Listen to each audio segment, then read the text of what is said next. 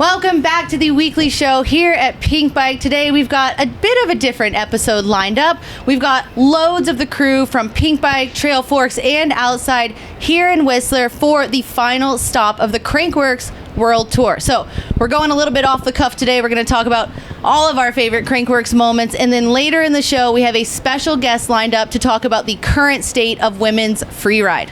Super. Let's get into it, shall we, guys? Do it.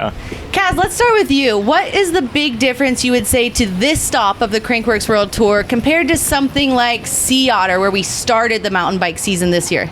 Sea Otter's more like a trade show. It's kind of a lot of booths, a lot of vendors. Everyone's kind of trying to show their new latest and greatest things. But Crankworx has a lot of riding, which is what makes it so good. I mean, we have amazing world-class riding everywhere around us. You get a ton of athletes in town for all the events. It's kind of like it's the final stop of the Crankworx Tour. So kind of like the culmination. They crown the king and queen of Crankworx. So just the biggest, original, kind of best Crankworx.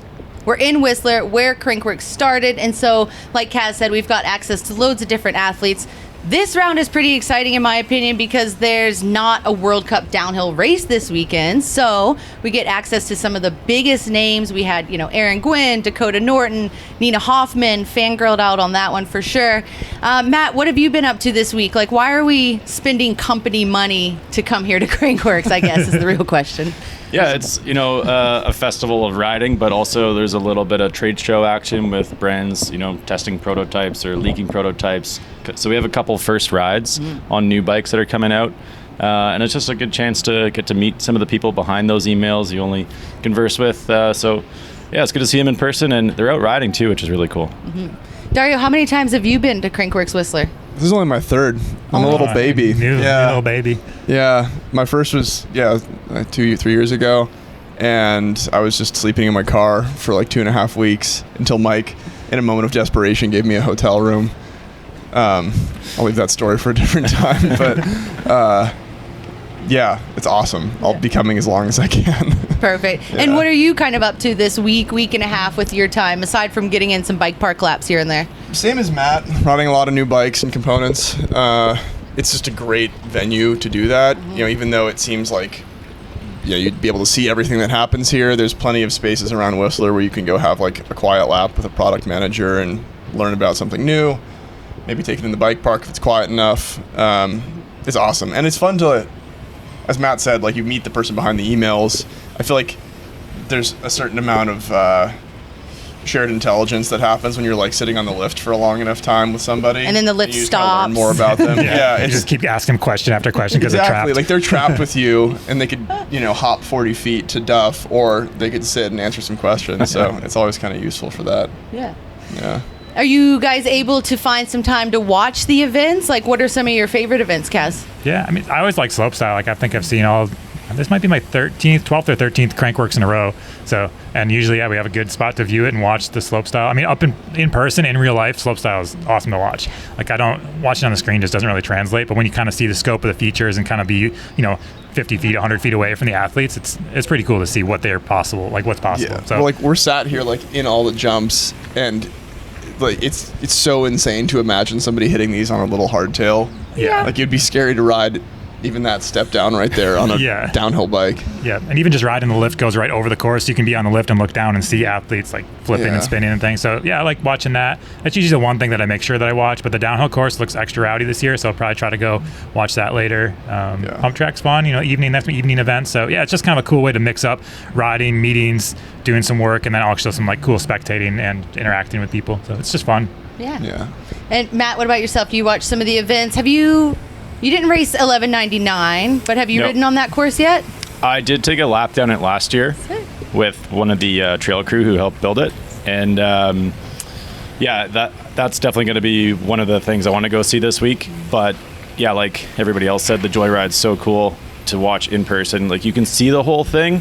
It tends to unravel a little slowly in terms of time, whereas the racing is pretty full on, just rapid, racer after racer. So that's exciting.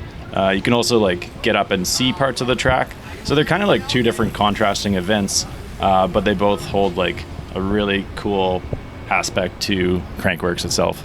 Mm-hmm. Kaz, you've raced the Enduro here in the past. What about Garbo DH? So this year they're bringing back the Garbo DH, which I think is one of the coolest races, basically in the world. It's just so long. It's 13 ish minutes. It's, I don't know, 1,000 meters of descending. It's full on balls to the wall.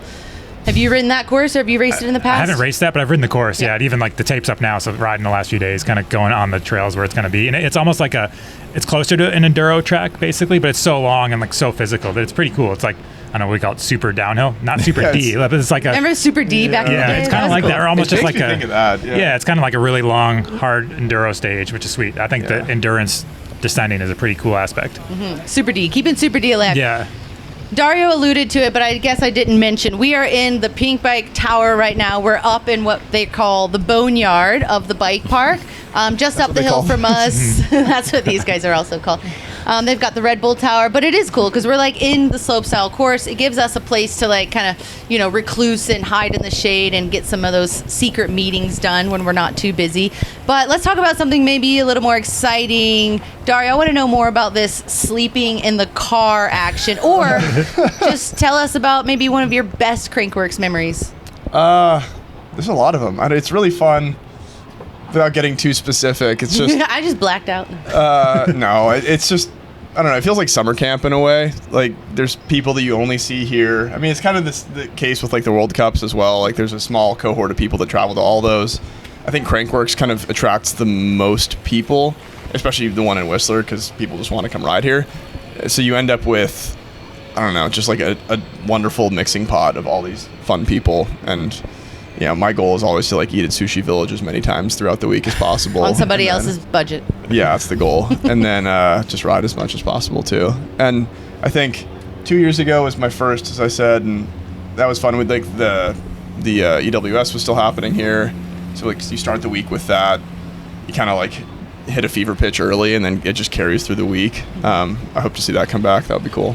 But you said, like, you were kind of explaining the Crankworx race scene, but you have spent a couple of the World Cup races out in Europe this year. How would you say the vibe kind of differs? I feel like people here just, they're trying to win the party, and maybe they'll do good at the race also, but then you go to the World Cups, and it's like, I imagine it's a lot more serious. They're more serious for sure. I mean, it's like, that's someone's livelihood, and obviously that occurs here as well, but I think Crankworx is more, I hate to use the term, but it's like for the vibes. Like people just want to like hang out and show face, have a good time. So you see a lot of athletes who aren't here to race. They're just here to hang out and like maybe do some sort of event with their brand. So I think that's kind of a unique thing about Crankworx is its value isn't necessarily like performance related. It's like show up and have a good time and, meet people kind of thing. Yeah, and then there are some serious riders out there that are competing for either the overall king or queen of Crankworx title. I think Crankworx is rad in that it actually pays some of the biggest prize purses in mountain biking. So if you do come here and you have a good weekend, you only run one race, like you're still walking away with a ton of money, which is always good for mountain bikers. We always need that money. But Kaz, tell us maybe about one of your worst Crankworx situations. Worst Crankworx. I mean, he's covered in head-to-toe bruises right now, but I'll let you decide. It wasn't my worst. I mean, I crashed. I crashed hard a couple days ago, but I'll be fine. Like it's okay. He's human. Yeah, I got away with that one, so we'll count that. And now I don't have to crash for a while. I mean, most of them have been pretty good. Luckily, like I try to. I mean, that is the thing. You do have to kind of pace yourself as far as you do get a lot of people that come from out of town and they just crash right away and they're broken for the whole week, which is the goal. Which is the saddest thing. Yeah, you try to never do that. Which I thought I did it this week, and I was like, oh no, I can't be one of those people. No. But. I don't know. They're all pretty good. Like they do by the end, like the end of Crankworx, and kind of feel kind of overwhelming because there's a lot. It's a lot of just chaos and like just things happening. But like Dario said, you can sneak away, ride some trails in the valley, and get away from people, and go swim in a lake. And so as long as you take time away from it, it's good. I don't really have like a bad Crankworx, which is nice. I think that's why I like this event because it's fun. Yeah. Well, he did hit the ground. I don't think you crash often, but when you do, you tend to break rocks when it happens. I broke some rocks. My pedal is so crooked. It's like this. The spindle looks like it's got like a wave in it. Yeah. We'll do a review on these pedals in the future and give you our honest opinions, of course. Matt Beer, you have a pretty interesting story about a bad experience at Crankworx in the past. I'll let you decide if you want to share that. No. But you can also share a good one. Yeah, I do have lots of good ones. Raced here for a number of years in the past, mostly downhill, enduro, Garbo back in the day.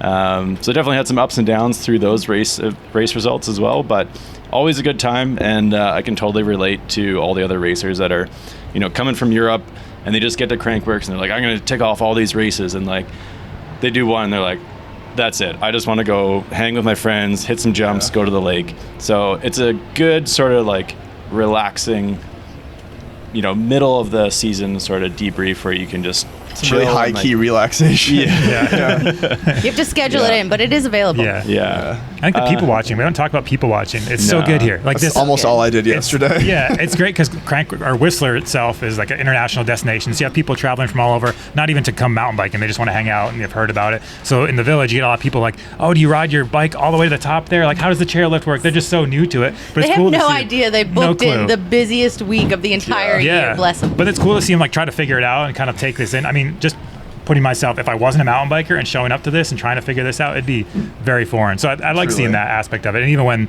the big event's happening, you just get kind of like random people walking by to watch. I think it's cool to expose them to mountain biking and a form of mountain biking. Like this is like a circus, basically. So. That makes me think of my mom being the random person. It was 2018. I raced the EWS here. That was my best EWS result ever. I got 6th. My mom just happened to be in town. And so, we were already pre-partying on the GLC patio. I figured I was somewhere in the top 20. And we were just having, some Aperol spritzes. And then I had a great result. And so she was stoked. She was totally like, yeah, that's my baby up there. But my favorite part was how many people came up to me after the race. And they were like, oh, your mom was like manning the water station on stage 2. And she was like filling up Cliff Bars on stage 3. And I'm just like, yeah, that's totally my mom. Just like hanging out. She can't just sit there and watch me race. She has to like be doing something. So that was a really cool experience for her and loads of other people. I think she made some friends up there on top of the world and had a good old time. That's fun. Yeah. Anything else you guys want the viewers at home to know about Crankworx or what you're getting up to this week or what they can look forward to maybe? I'm putting in a good word for Crankworx XC. I want to see a like short track through the village. Yeah, I would love to see that. Some kind of like down, some kind of hard cross country thing that's around here. It doesn't exist yet. It would just be great viewership. Did you have like an insane crowd, captive audience? There's like plenty of terrain to be found within like 100 meters of the village itself. Urban. Yeah, They could even like they could like short track. XC. sprint up here, hit the huge log drop. Yeah. The XC bikes can handle that these days. Yeah, so I'm for it. Might as I well. support Yeah, that. let's There push used to that. be a crit race that kind of started off the Crankworx events. Yeah. Crank C. Yeah, they should bring What it was back. it? Crank C. Yeah, exactly. Yeah. Crank C's coming. Yeah, Crankworx is fun. Hopefully, we got a lot of tech stuff coming, so keep your eyes open for like all the first rides and first looks. There's a handful of decent, cool new products coming in the next like 2 weeks or so. So that's coming. Sweet. Yeah. All right, thanks guys for the chat. We're going to kick you out of here. We've got a much cuter guest coming up next. I'm offended. I mean, everybody thinks Dario's cute. Come on. It's the bare feet Like for a me. sick dog. Okay, our surprise guest for the rest of the show here is Katie Holden. She's been in the not only mountain bike scene, but like the freeride scene for a long time now. You were one of the kind of original female builders out at Red Bull Rampage back in the day as well. So plethora of experience with this lady. But what were you up to this morning? I just saw you doing some laps with the girls. Yeah, I just actually came from the ladies A-line session, which was awesome. Huge group of women. Basically, A-line's closed down and to women only, and you kind of can go through, chip away at things, work on specific features. It's pretty cool to see a lot of people hitting A-line rock drop for the first time. And yeah, I mean, A-line's a pretty gnarly trail. If you're just coming to the bike park, people ride it fast. The jumps are big, so to be able to kind of have that time and space to figure it out is pretty cool. Were you riding it, or were you leading a group, or were you coaching, or just hanging out with the girls? Just hanging. Yeah. I hit A-line for the first time this season since I got new knee, new me yesterday. And yeah, honestly, it was super intimidating. I did actually pull over a couple of times because I could feel the like 12 to 15-year-old boys just like riding my tail. And I was just going for some safety cases. I needed to like see how the knee performed. So I think that's amazing that Crankworx, holds this special time and special event for the women to get out there with less pressure, able to like session some jumps. And how was it running? Oh, it's so good. It's dry right now, so there's that. But other than that, it's going good. I mean, the jumps have been reworked a bit this year, so they have a bit more lip, and some of them are a bit bigger. So it takes a little bit to kind of figure it out, but this morning was perfect for that. Sick. And then other exciting news with the women this week. We've got the women competing on the Joyride slopestyle course, which we're like here in the corral, basically.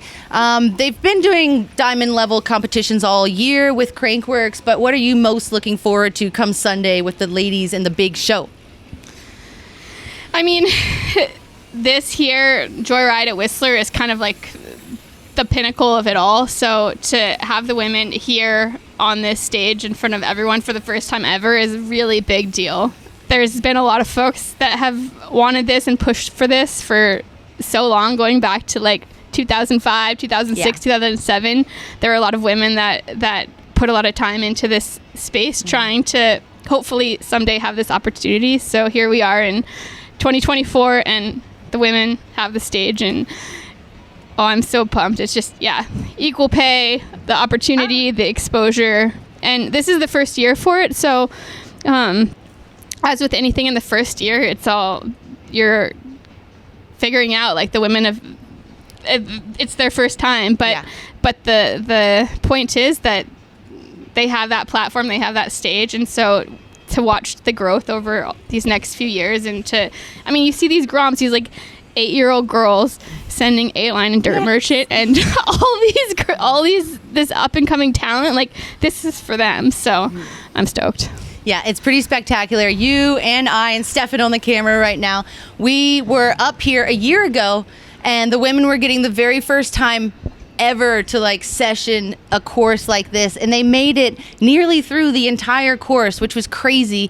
And a lot of them at that point had never ever ridden a slopestyle course this big, and so to take it literally from that year to 365 days later, just the development and the skills and the progression and the confidence, I think like getting a couple opportunities with Rotorua and Cairns and Innsbruck to now, like some of the women are, they've had the chance to put it all out there, and so I'm stoked to see what they're able to perform on Sunday.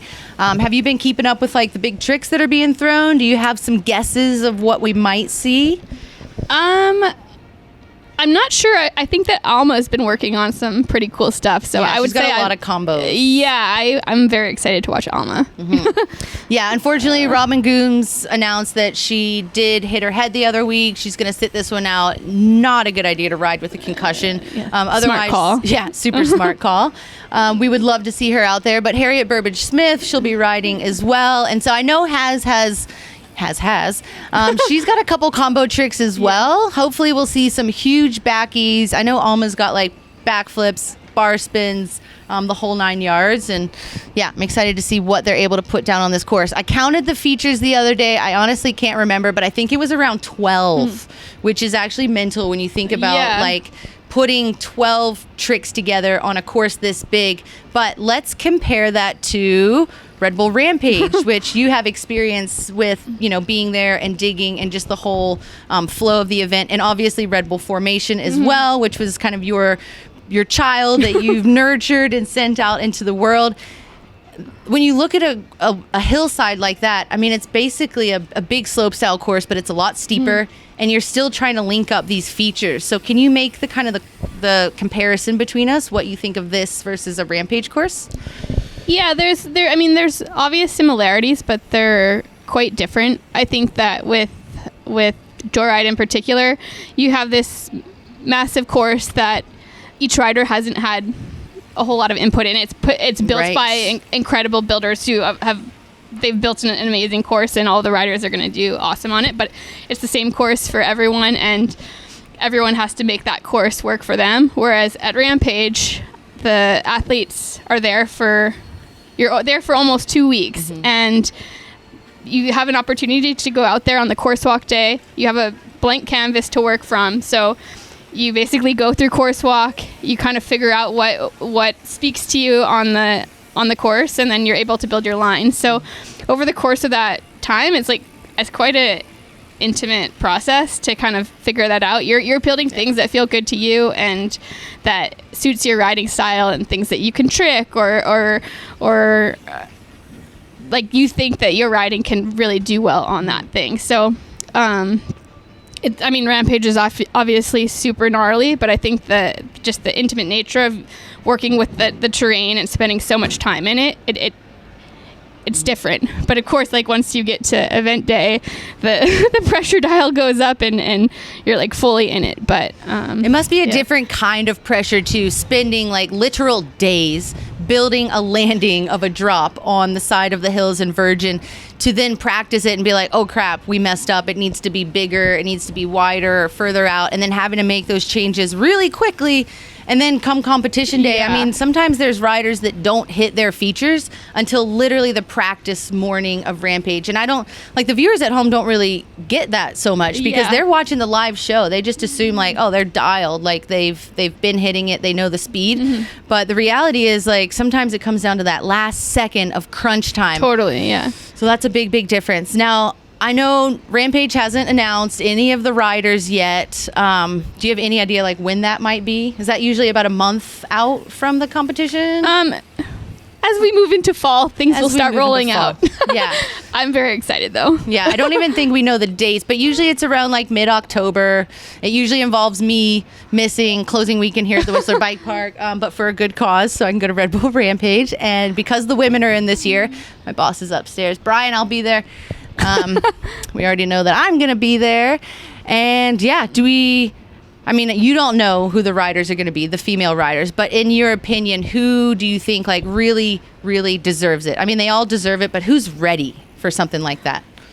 Oh, those girls have put so much time out there. And I mean, just to watch their progression over the last handful of years, it's been pretty incredible. I mean, hard to name names because there's so many talented folks that I really would love to see out there. It's hard to look past Casey and Hannah. Casey, she's been really pushing out there for the past decade, and she spent years digging on that hillside. This has been her goal for so long. So I think Casey's obvious. Hannah, I mean, Hannah's just incredible out there.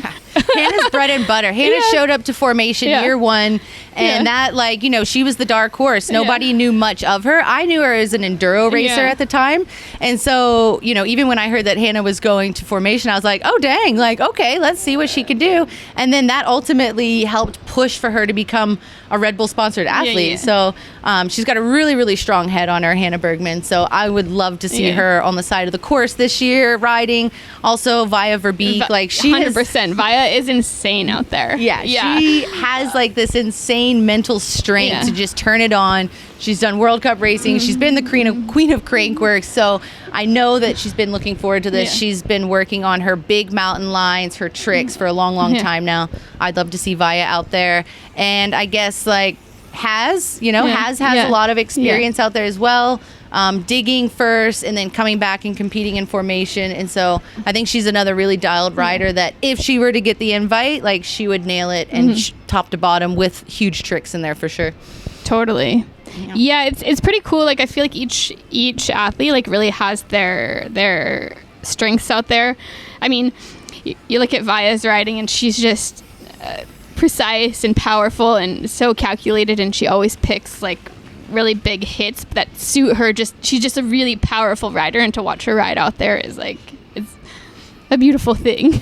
It is a beautiful thing. But yeah, I mean, like I could name the whole list of women, but there's so many capable women, and And I'm just speculating, but I imagine we'll start with a bit of a smaller crew of women this year, and then hopefully that'll push for more women in the future. Just like the slope style with Crankworx this year, there's only been about 5 or 6 women making it to the finals, and we know that more women are capable. And so hopefully, you know, we have a good Red Bull Rampage session this fall, and hopefully that just means that we'll have more competitors out there in the future.